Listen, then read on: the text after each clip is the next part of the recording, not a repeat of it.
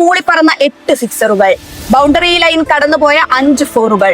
ഒടുവിൽ സെഞ്ചുറിക്ക് 11 റൺസ് മാത്രം അകലെ സഞ്ജു വിക്കറ്റ് നൽകി മടങ്ങുമ്പോൾ ലക്ഷത്തോളം വരുന്ന കാണികൾ എഴുന്നേറ്റിരുന്ന് കൈയടിച്ചു. അവിടെ പിറന്നത് ഒരു ഇന്നിങ്സ് മാത്രമല്ല, മനുഷ്യകുലത്തിലെ ഒരു മോസ്റ്റ് ഇൻസ്പിറേഷണൽ സ്റ്റോറി കൂടിയായിരുന്നു. കഴിഞ്ഞ മത്സരത്തിൽ തന്റെ കരിയറിലെ എന്നും തന്നെ വേട്ടയാടിയ ജോഫ്ര ആർച്ചർ എന്ന ദുർഭൂതത്തെ പെട്ടിയിലാക്കിയ സഞ്ജു ഇന്ന് മാറ്റ് ഹെൻറിയെയും ലൂക്കി ഫെർഗൂസനെയും എല്ലാം കുഴിച്ചുമൂടി. ആ മണ്ണിൽ സഞ്ജു ഉറഞ്ഞു തുള്ളി. വിമർശിച്ചവരും പരിഹസിച്ചവരും വാഴ്ത്താൻ വാക്കുകൾ തപ്പി. വിൻഡീസിനെതിരെ ഇന്ത്യക്ക് സെമി ബെർത്ത് നൽകിയ അപരാജിത 97, സെമിയിൽ ഇന്ത്യക്ക് ഫൈനൽ ടിക്കറ്റ് അടിച്ചു കൊടുത്ത 89 റൺസ്. ഇപ്പോൾ കലാശപ്പോരിൽ അതേ നമ്പറിൽ മറ്റൊരു ഐതിഹാസിക ഇന്നിംഗ്സ്.